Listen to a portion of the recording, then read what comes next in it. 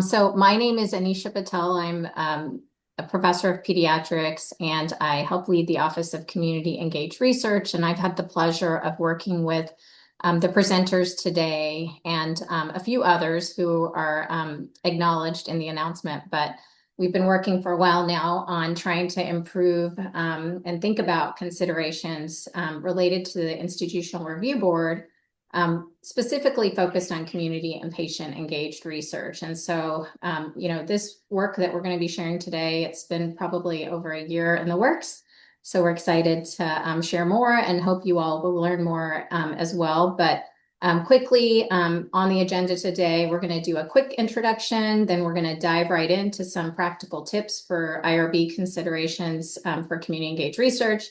And then we'll have some case studies from some researchers, including myself, and I'll officially introduce everyone in a moment, but that are really in the weeds of like the practical, considerations when you're thinking about your project and whether or not you need an external IRB application, a single IRB, which we'll go through some of this complicated terminology later.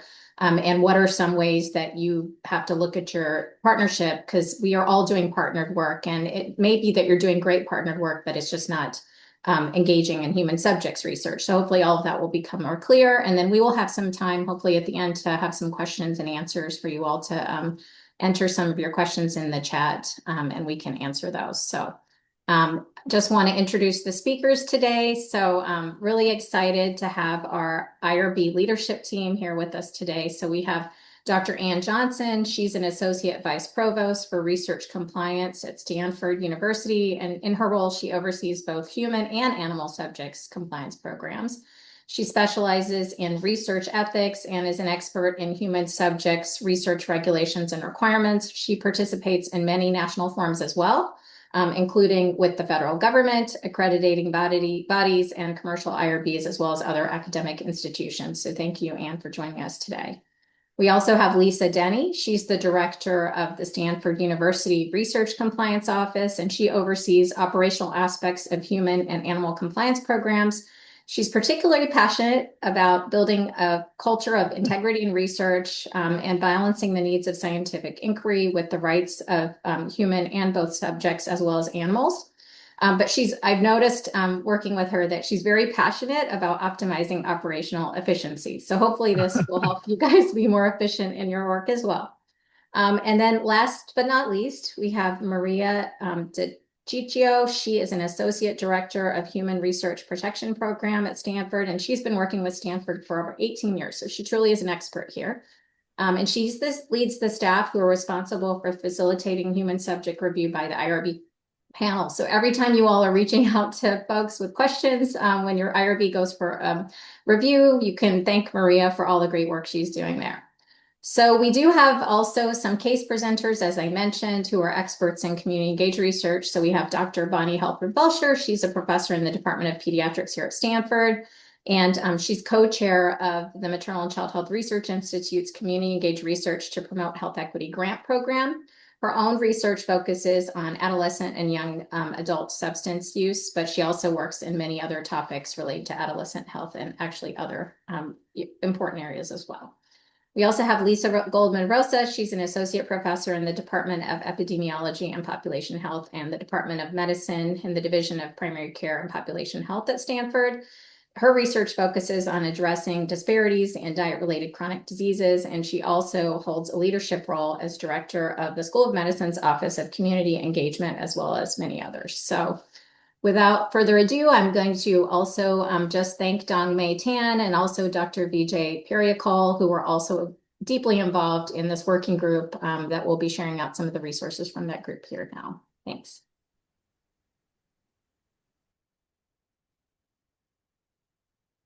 Good afternoon, everyone. Today, this workshop will cover these topics. Is your project human subjects research? Do your community patient partners need IRB approval when helping with your study? And does your study need single IRB, and what are the single IRB options? And finally, when is human subjects training required for your community partner? So is your is your project human subjects research? In order to determine when your project is human subjects research, there are two questions to ask. Does the activity involve research, and does the research involve human subjects? For the first question, an activity is considered research if it involves a systematic investigation that includes the following components: research development, testing, and evaluation. The primary goal of a systematic approach is to contribute to generalizable knowledge. In other words, findings that can be applied broadly. After confirming your project is research, now you ask, does your research involve human subjects? A human subject is a living individual participating in research. This includes anyone from whom an investigator interacts or obtains information or specimens, or uses identifiable private information or specimens. There are certain activities that are not considered human subjects research. For example, program development, program evaluation, and quality improvement studies. The purpose of these types of projects is evaluating findings specifically tailored to inform a program and not categorized as research. If you have questions of whether your project is human subjects research, you're always free to reach out to the IRB. We also have a new webpage, Do I Need IRB Review? And you can also submit a human subjects research determination form through our e-protocol system. So now you have a general understanding of human subjects research. Let's talk about how do you know when your community partner needs IRB approval. Depending on the activities your community partner is engaged in, they may or may not be engaged in human subjects research. In the top green area, there are examples of activities that community partners may participate in and are not considered engaged in human subjects research, such as advising the research process, helping facilitate recruitment of participants, assisting to broker partnerships with the community, delivering an existing community program or intervention, analyzing de-identified data, or helping to disseminate study findings. In all of these cases, IRB approval for the partners is not needed. And the IRB application only needs to briefly describe their role in the study because they are not engaged in human subjects research. At the bottom are some examples of when your community partner is engaged in human subjects research. So they're consenting study participants. They're delivering an intervention that is developed or modified for the research study. They're collecting research data, or they're accessing or analyzing identifiable data. In these cases, IRB approval for the partners is needed, and a full description of their role should be described in the protocol application. If you're unsure of whether your community partner is engaged in human subjects research or not, again, feel free to reach out to our office and we can help you figure that out. So multi-site studies may require a single IRB. This means a single IRB will review for all sites engaged in human subjects research. If a single IRB is required, external commercial IRBs can be used as the single IRB. The use of single IRB will be at a substantial cost. So it's important in your grant submission to account for the cost before submission of the grant. If you have questions about whether your study requires single IRB or about the cost, feel again to reach out to our single IRB team.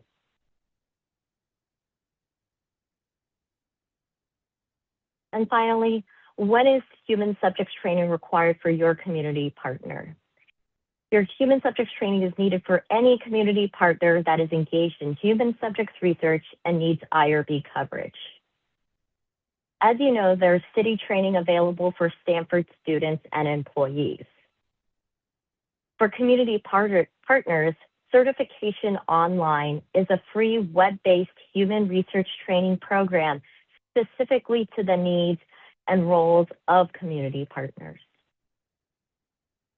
So after that very brief overview, I'm going to pass it off now to Dr. Patel and Lisa Denney for the case studies. Great, thanks so much, Maria. So I think Lisa, I'm gonna go ahead and just kind of walk through a little bit about this specific case. And then Lisa is gonna highlight, I think, some questions, common things that come up with related to the IRB. But we've been working with some community-based organizations in the San Joaquin Valley for some of them for over a decade, and then others on this particular project for about 5 years.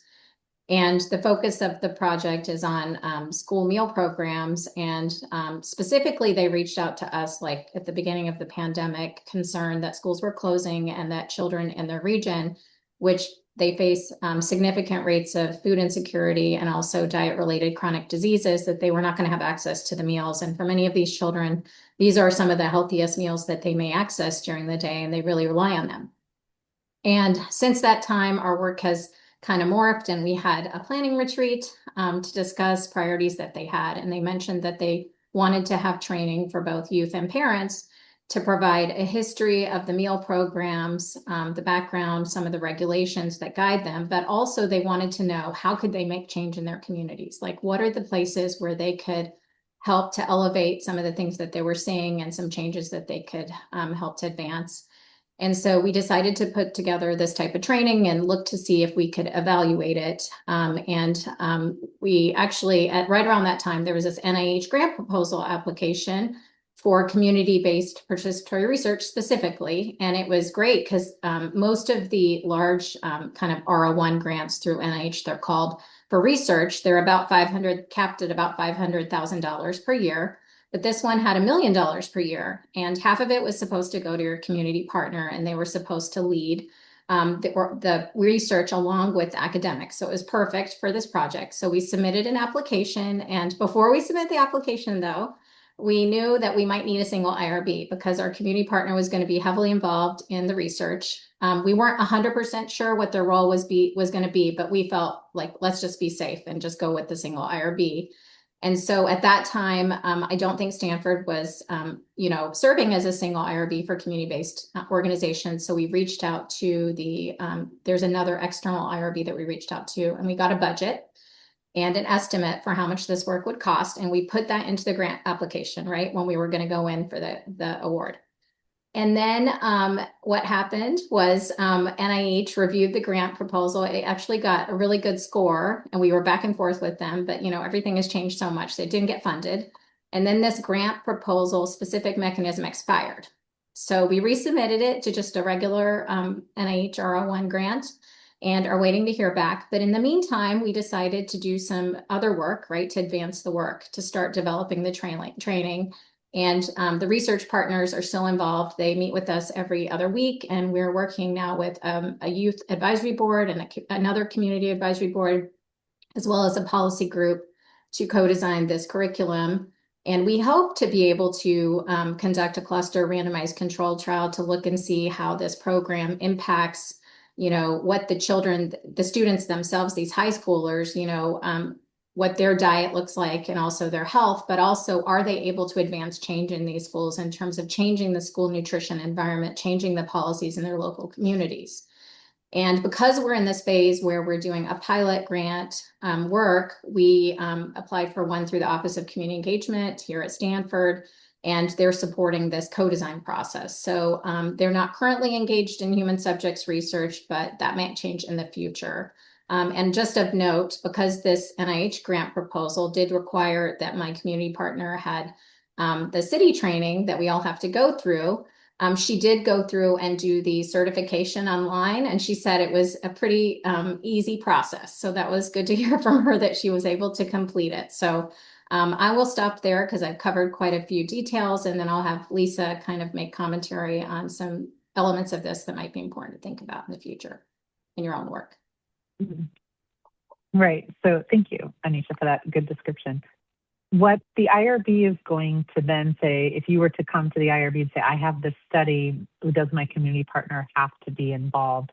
We would say, what are they doing, right? And I think that from your description, their involvement has evolved over time. So it's very clear when they were going to be the ones doing the intervention. It was their research modality. They were going to be recruiting. Anything like that, they would be considered engaged and would require IRB approval. But from what you and I discussed is that the community partner kind of wanted to take a step back, right? You said, okay, that might be too much for them. They want to maybe not be considered engaged in the human subjects research, which is still involvement, right? And I think what we talk a lot about in community partners is how can they be involved and still be actively participating, but not have to have the engagement in human subjects, which is, of course, a very strict, like a very narrow part of the work that they're doing. And when we discussed, you explained that what they will be doing is actually doing the intervention, right? In this study. But this is also something, an intervention that they could be doing outside of the study, meaning if the study was not in place, these individuals, we would ask you about the intervention. Is this intervention something that these individuals could be doing or might be doing outside of the scope of this project, meaning they do it professionally, they do it as part of community partners.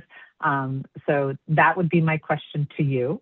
And I think what you explained to me in the conversations that we had was that, yes, they do this, they could be doing this, they also just happen to be the community partner.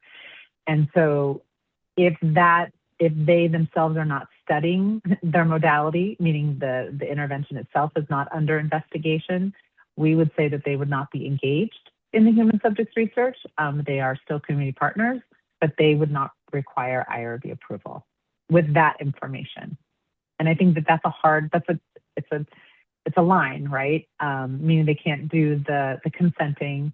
They should not be analyzing the data, but they are performing in two various, it's interesting because community partners performing now in two different levels of this program where they're actually doing the intervention. That is something that they do already, and they're also participating as an advisory or just a community knowledge source for the study. And in those ways, we would say they're not engaged.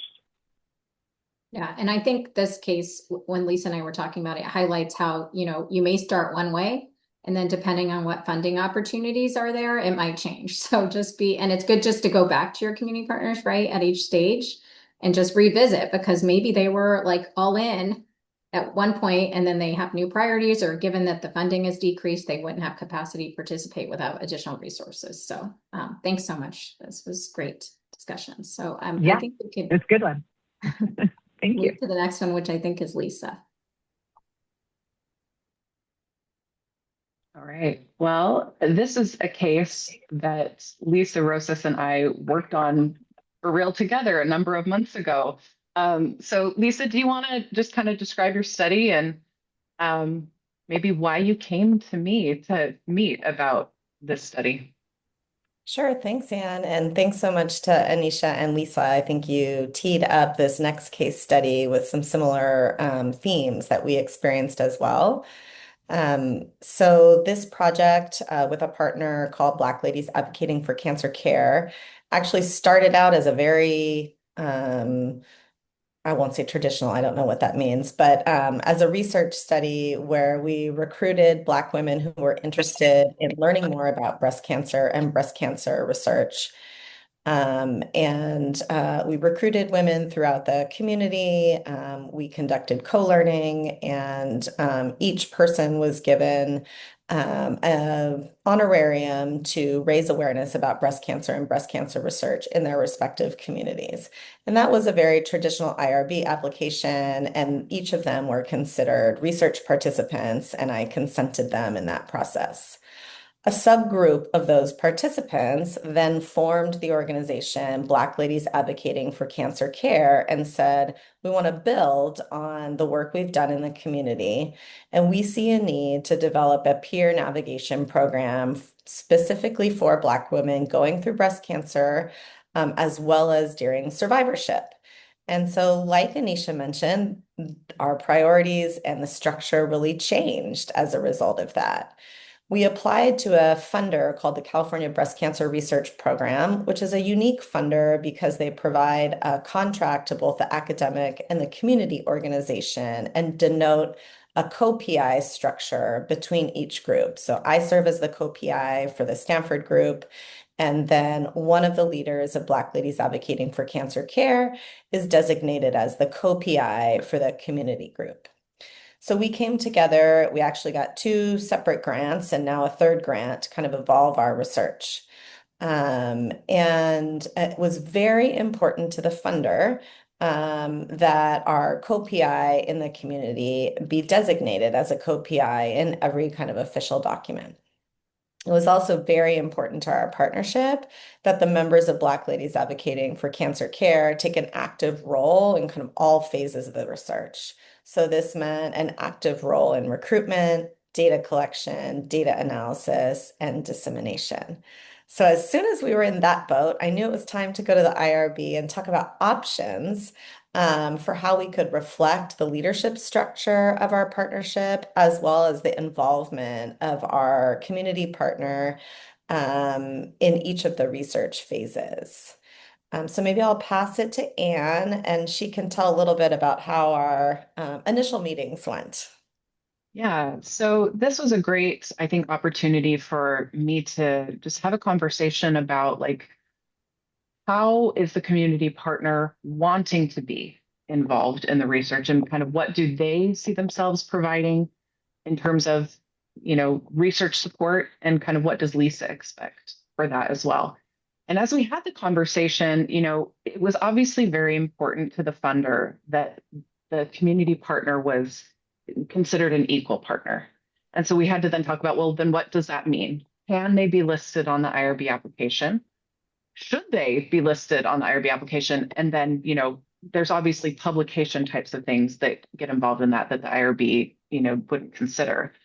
And so we started talking then about like, what does that equal partnership mean? And I think what we really ended up coming down and focusing on was that the individual that was part of Black, who was going to be, I think, doing the majority of the interacting with Lisa and the research participants, certainly was helping to recruit. And there's been a little bit in the chat about like, where do you draw the line with recruitment? And the recruitment in this case really wasn't going to be the thing that caused them to be engaged in research or need IRB oversight. But they ended up also being involved in things like data collection. So they ended up having access to identifiable information in that data collection, and they were interacting with live humans. So we're meeting kind of that definition of human subject research. And they wanted to be involved in the analysis of the data, which again was going to be identifiable to a certain extent because they were part of that initial data collection. And so because of their, involvement in that data collection and the identifiableness of the data and then the analysis, it became clear that IRB coverage for that community partner within Black was going to be needed. And so we then ended up focusing on, what kinds of agreements did we need to have in place that would allow for Stanford to act as the IRB for this individual within Black, and ensuring that, again, that they were listed appropriately in the IRB application, and we had a clear description there, and that they received human subjects training. And Lisa, I'm not sure, I think they ended up taking city training because they've been involved before, but I don't know if they ended up taking that Yeah. community-based certification. So, yeah, I'm glad you asked that, and I saw a question about that. There's, of course, cases where human subjects training is required, and I think they had to do it before the certification training was actually approved, and so they did the city training. But actually, before we even knew it was needed, as a group, we decided to go through the city training together because as part of the co-learning efforts that we did to learn about research. And that was important to Black Ladies Advocating for Cancer Care, I think, because I kept sharing, well, we have to do it this way. My team has to consent because our IRB kind of covers my research staff. in doing the consent. And so these questions came up, and myself and my co-PI thought, you know what, if we all go through the city training together, that'll build everybody's capacity. So even when it's not required, you can still do it, especially now that we have a free option that is much more accessible for community partners. And I'd highly recommend that because it creates like a shared language and understanding for your partnership. Absolutely. And I really do like that free option that really is tailored to the language that lay use in the community. I think the city program is pretty dense, right? We've all gone through it. And while it's definitely useful, and I have interacted with many community partners in my career that are really just interested and they enjoy engaging themselves with the city training. I really like the other version, but Lisa, I appreciate, your comments about kind of the co-learning environment. I think that that's a very good practice that can set up the community partner to be confident that they know how to partner with you and that they know how to do these procedures. Mhm. You know, I think it, go ahead. Oh, I was just going to say, I think in this day and age, in community engaged research, it's always important, but we know it's even more important in current times, to increase our trustworthiness as an institution in, diverse communities with whom we are conducting research. And for them, knowing the training we go through, I think helps to foster that trust. So anyway, I highly recommend.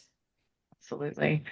And though Stanford personnel were going to be the ones to obtain consent in these situations, which is great and good, I think that, it is a great activity if your community partner is going to be engaged in research anyway, you know, thinking about ways they can be involved in the informed consent process, is valuable. I think cutting them out of it, just to try to cut them out, of certain things can can sometimes make it difficult for them to be fully engaged as a partner. I don't mean fully engaged in the research, but I think that we figured out a good path forward for this particular study where there was a meaningful effort from the community partner to help conduct the research, to provide feedback and just honest work on the research. And it did require them to have IRB oversight. Now, this case is a little bit different than Anisha's in that at the time that Anisha's was coming through, the Stanford IRB was not taking on single IRB review, so review for outside entities. And at the time that Lisa's came on, we were starting to do that. And so we do have, I think, a few more options to be able to think about how Stanford can and should be helping to cover the IRB review for these. And as Maria noted in her slides in talking about this, anytime you would like to talk about this, reach out for a consultation. And anytime you would like to ask us to do it for you, reach out for a consultation because it is an ask. It's not an automatic thing because we need to make sure we're a good fit and that we have the resources to be able to support you. So yeah, anything else you want to add, Lisa, before we go on? No, I hope that the audience can see the institutional support provided through the IRB for community engaged research through this example, and really take advantage of incorporating your community partners as you think it will best fit your research, and consult the IRB early and often. Absolutely. You can do what Lisa did, and you can just email me and ask, and we will meet. We'll have a great conversation. We'll figure it out. So. All right, we're going to hand it over to the next case, which is Bonnie and Maria. Great. Maria, do you want to say anything before I give the case? Or should I just hop in? No, Great. go right ahead. Thank you. Well, good afternoon, everybody. So glad so many people are here to learn and learn from the cases that we've all benefited from. So as just really brief background, my lab, as you may know, the Reach Lab does substance use research on adolescent and young adult substance use, and then translate the research into evidence-based prevention and intervention programs regarding substance use. Excuse me, one of our programs is Healthy Futures, an alternative to suspension curriculum, which is used explicitly in schools for young people who are found using tobacco and or cannabis. So the design, and this is funded by not by the NIH, but by a tobacco-related disease research program. And I only say that because I know sometimes when it's NIH or federal partners, they're even higher in terms of the bar for randomized control trials and things like that. But we were treating this, of course, at the highest level for IRB review as possible to protect young people. This is a cluster randomized controlled trial of 20 schools in California, and the schools were being recruited by our community partner. And then the idea, and the community partner is the California School-Based Health Alliance. And once recruited, the schools, not the students, but the schools would be randomized to either the school implementing Healthy Futures, the alternative to suspension program, or to whatever standard of care the school is doing, except for Healthy Futures. And then the following year, everybody was switched to using Healthy Futures. The criteria for the students is that they will have been found using cannabis and or tobacco, and then the students would receive the curriculum. The students would receive the curriculum whether or not they consent to be in the research. So the curriculum is standard of care at that point. That the counselors and educators would do. It's the surveys that count as the research. So what's important here, and what I learned, is that the community partner, in this case, School-Based Health Alliance, was not recruiting or consenting, and Maria will talk about that a lot more. One of the things that also happened is that so when the student is found, what they then, that we did with the IRB, was that they then would bring the student to us, myself or my team members, to do the consenting of the student. And then through that conversation, in talking to Anne and to Lisa and Maria, we decided that would actually be that we would do a video, and that the video would serve as that conversation, and then the consent process would go from there. So I'm going to hand over to Maria, but I just want to say two sort of positives, and Lisa, what you were saying. One is, it was through the conversations with Anne, Lisa, and Maria that we figured this out and made the consent process so much smoother. You're talking about schools, you're talking about kiddos, you're talking about a sensitive service or something that they are doing, your substance use, that you has to be treated very carefully. So that dittoing of the message that that Lisa said, of reaching out, at least Goldman in this case, Rosa's reaching out to IRB. I emailed Annalisa D, and they immediately responded and really had a conversation with me and really helped me understand what the process is. And the other, Maria, you'll probably touch on this, is language is precise and precision, and that's where I think my application went wrong, and they helped me fix it to make it better. So, Maria, please take it from there. Of course. Thank you for that summary. So when we were fortunate to have an actual IRB protocol application in the system. So when we took a look at it, there was the community partners, there was the schools, there was the teachers, there was the research staff. So there's a lot of different groups involved in this project and first looking at it.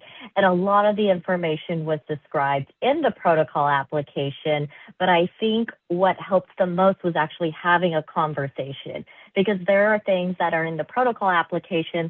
There are certain statements that could say, well, this group could be engaged in research, or they could not. And I think it was really important, because of the number of groups, to discuss and go through each of the groups with Dr. Halpern-Felsher. And I think that's where we kind of started fine-tuning which groups were actually engaged in human subjects research versus not engaged in human subjects research, and which parts of the protocol application may have provided a little bit too much information, because all of these groups are really active participants. I mean, the NIH grant attached shows they are a big part of this project, which is important, just not necessarily a part of the human subjects research project.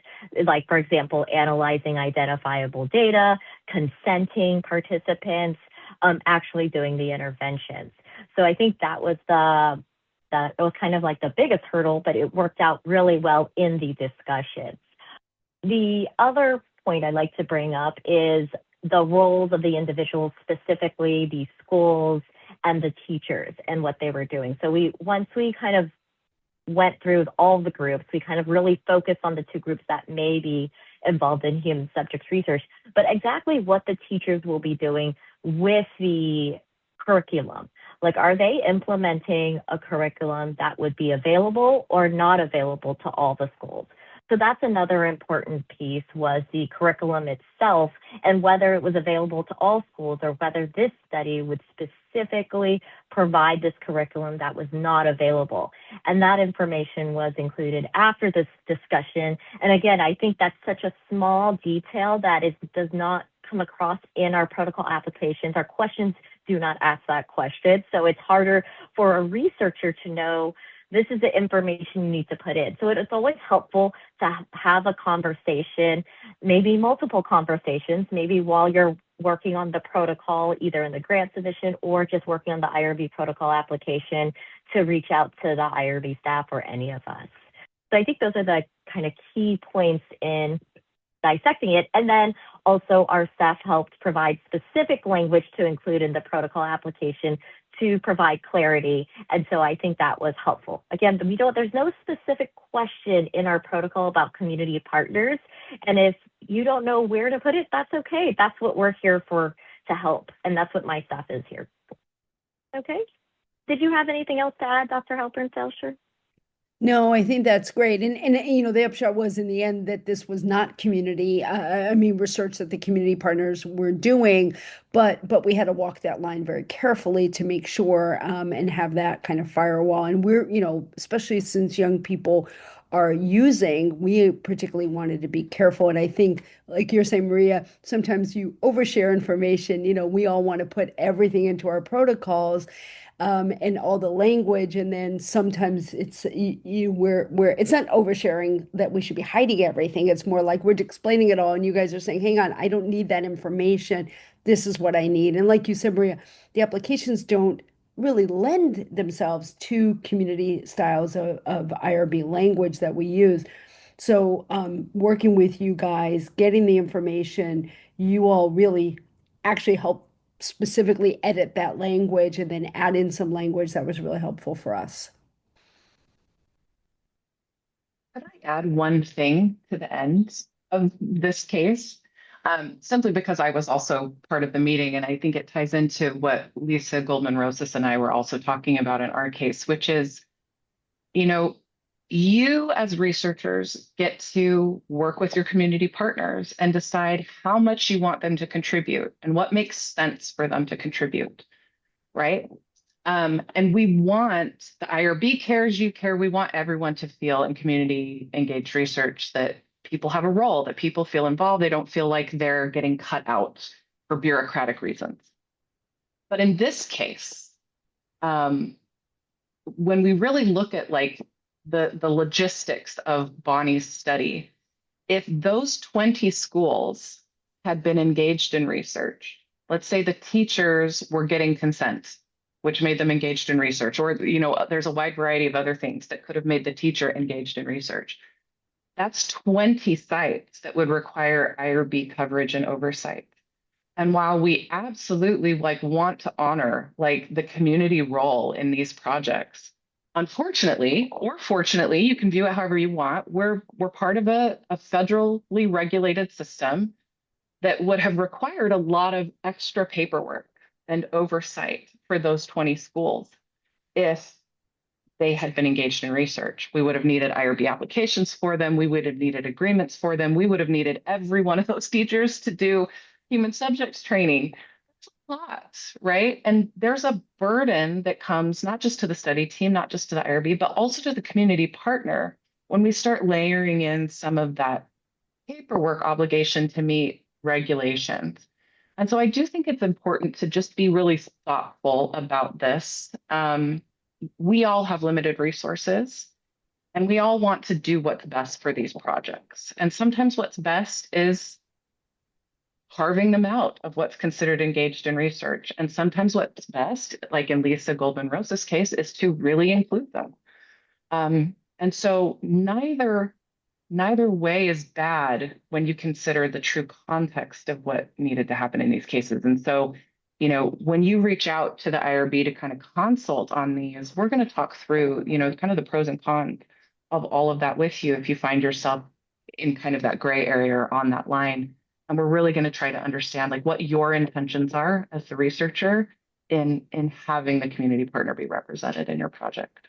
And to piggyback on that, and what I was just saying with Maria is, you're absolutely right. And two additional pieces in our case and in many others, while we love community partners and that's what we're all about and the whole purpose of this webinar that we're having, but we also want that kind of firewall between the partner and what the young people are telling us. So we also don't want them seeing all the data and all the information in some studies and ours because we are talking about confidential information.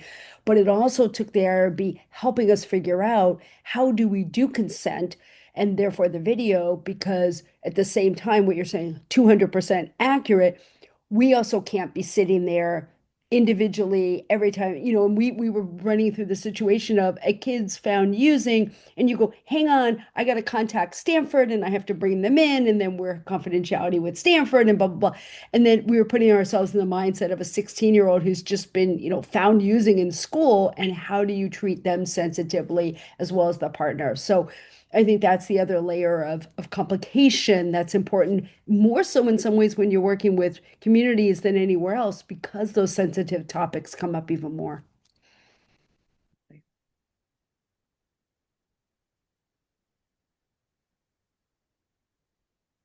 So I think I just want to list here the resources that are available to you. There's a tip sheet on the webpage, IRB Considerations for Community Engaged Partners. And then there's another link for Community Engaged Research Resources. Also, the certification online is available to your community partners. And then the last thing, Community and Patient Engaged Research in the IRB Training by School of Medicine and OCA. So now I guess we'll open it up to question and answers. I've been answering some questions in the chat as things have gone on. So hopefully those answers and kind of the links that I've provided have been helpful. Catherine Connors just submitted a question, which the general question I think is good. The idea of, can we stop calling people subjects and call them participants? And what I will say is that, in the general lexicon of like what we do talk about participants, right? We have a human research protection program that's for participants. And we try to use the idea of participating and participants as much as we can. We are at a bit of a disadvantage because the regulations have not been updated to change the word subjects to participants. Even with the most recent common rule change that happened in 2018. And so a lot of times when we, as the IRB, have to use our very official language that mirrors regulation, we end up having to use the word human subjects so that it can more perfectly align with what the regulations say. So just to give you kind of the background of why we switch back and forth between subjects and participants, hopefully that helps you a little bit. But I agree with the context in which you're asking that question, because we want people to participate, not just be our subjects. So.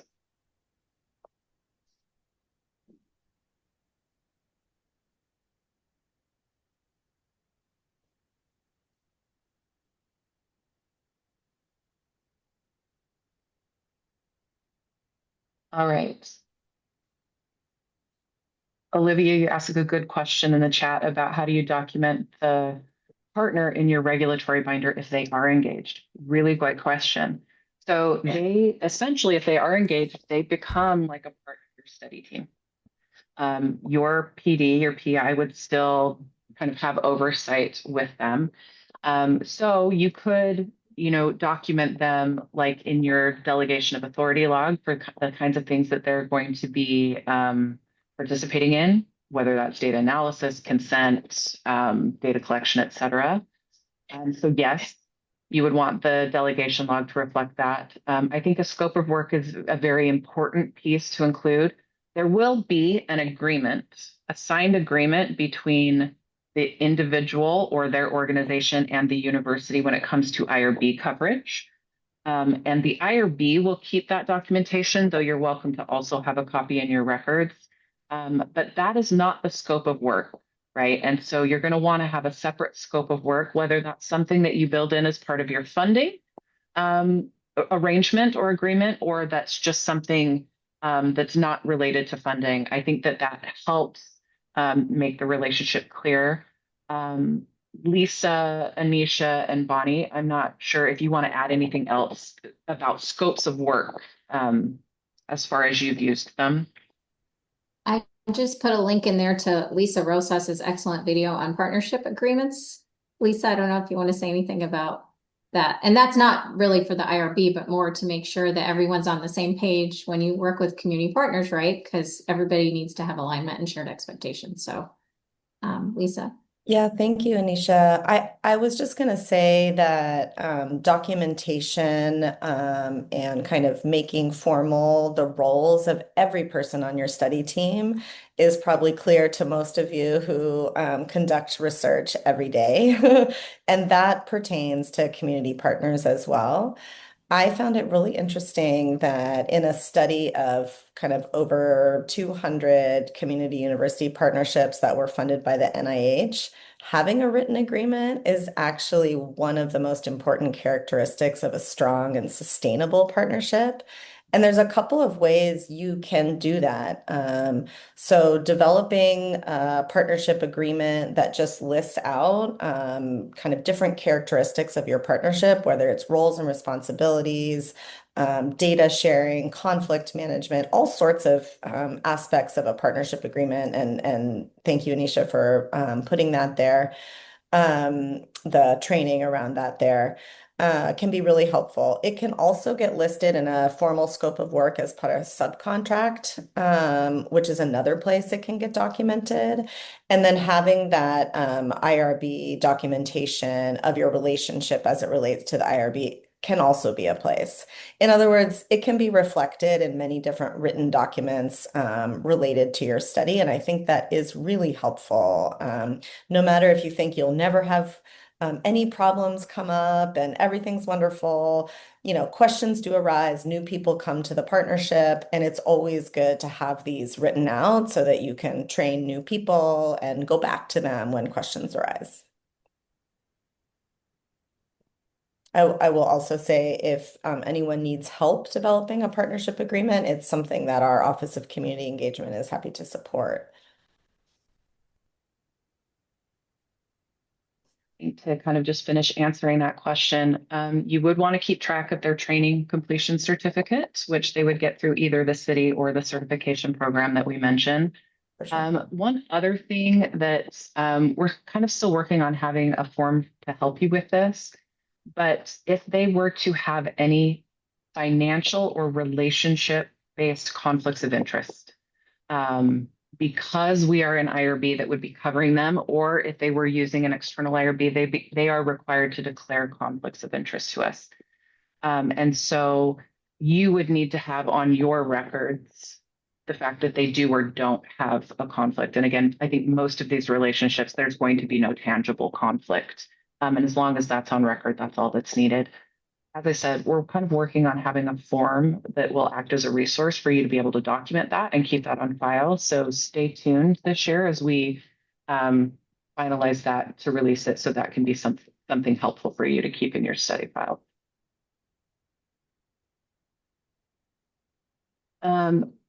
The last question that we have in here, and you can feel free to post more, we're not at the end. How do you build community partner capacity to recognize when something crosses from program delivery into a research reportable event?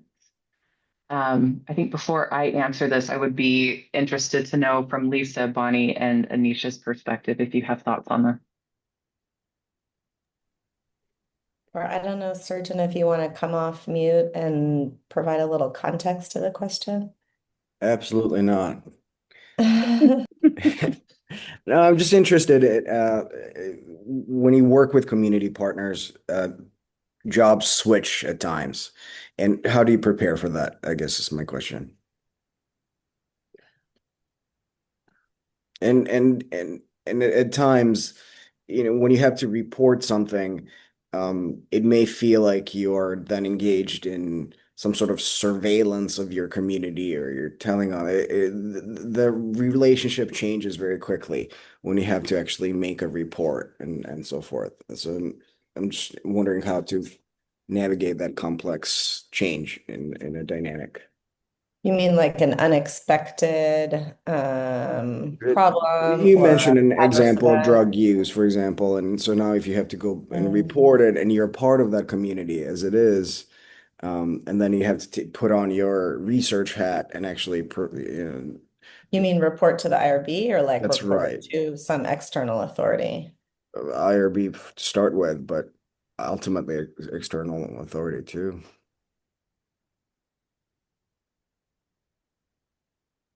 It's a good question. I mean, I was thinking as Lisa was talking about the city training, as much as I know it takes a lot of time, maybe that helps get everyone on the same page, right? In terms of Yeah. understanding of like why the reporting's happening. But again, I haven't had this personally happen to me. I don't know, Bonnie, if this has happened to you or Lisa.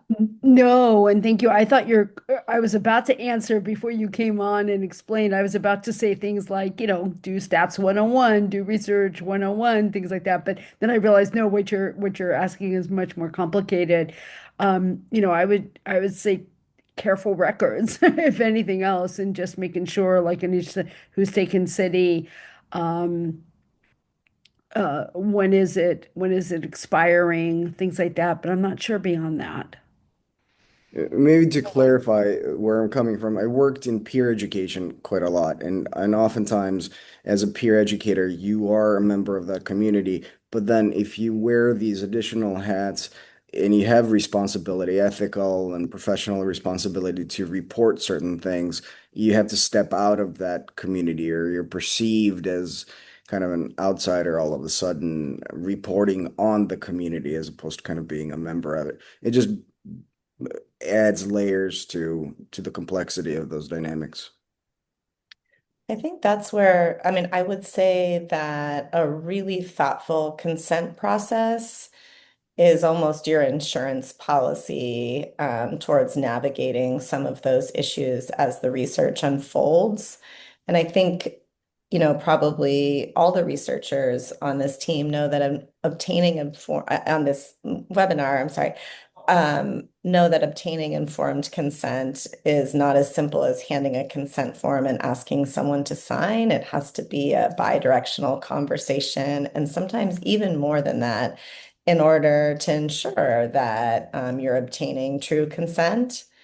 And so just as an example, when I have the resources in larger trials, we do kind of group orientations that include hour-long discussions about the pros and cons of signing a consent form, because it's a lot to consider. Even though in my trials, I'm only asking you to eat fruits and vegetables and go walk more, but still being randomized is a hard concept to wrap your head around if you don't participate in research every day. And then also how your data is going to be shared and what it'll be used for and what we're committing to you in terms of privacy and confidentiality, are all pretty complex. And so I, I would answer your question as kind of maybe doubling down on how you obtain informed consent as a way to make those relationships clear. I don't know. I don't know what Anisha and Bonnie might I mean, I was add. just thinking too, and some of the like actually hearing your story for the community partners to hear your perspective actually might be helpful because it might help them understand whether they do want to take on that role, right? Of like consenting and reporting versus maybe they don't feel comfortable because they don't want to put themselves in that position, right, with their community. So I think this is a great conversation because it just brings up all the nuanced issues that can come up, right? When community does become a researcher and start consenting and doing all this stuff. So Thank you. We have one last question in the chat that I can start to answer and people can chime in. I think we'll have time for this one last one. Are there different expectations in the role of an advisor versus a co-PI? And I would say the answer is absolutely yes, right? When you start to give someone an investigator title, you're giving them authority over decisions that are being made in the study. And you are also assigning them responsibility for how the study is conducted and the outcomes of that. And as we were just talking about, reporting requirements, right? They take on a responsibility of needing to report problems and events and being held accountable for that with the IRB, funding agencies, institution, et cetera.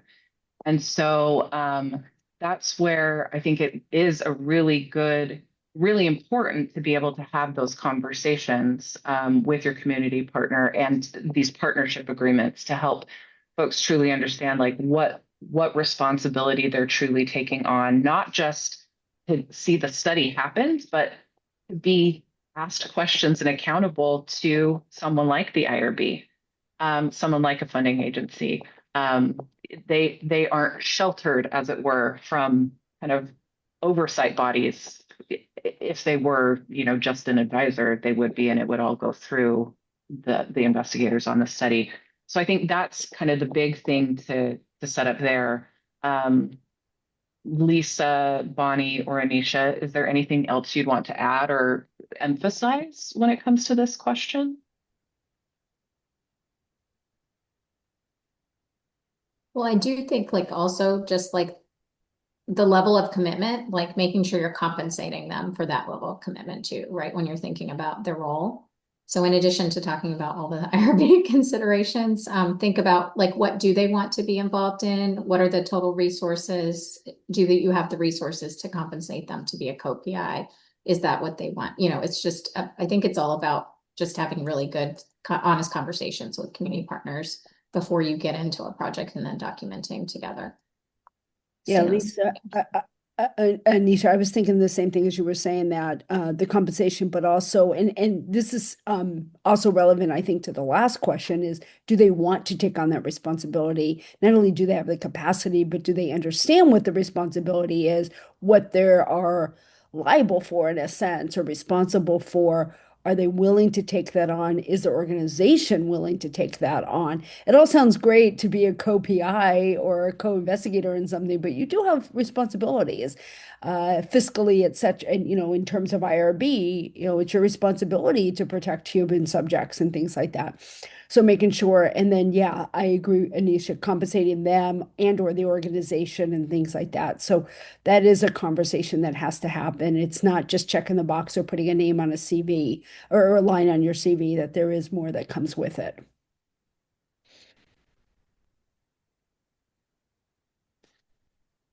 okay, well, I think we are wrapping up here. It's 1 o'clock, and just wanted to thank all of the speakers and the case presenters for being involved in this presentation. And it will be recorded, so you can go back because it's hard to remember all the things in here and all the resources. And we will send that out to you along with some of the links. If you haven't joined the listserv that May has, you can email her and she can put you on it, and you'll get all the great announcements and resources sent to you that way too. But thank you all so much for coming and for your great questions and engagement. Really appreciate it. Thanks, everyone.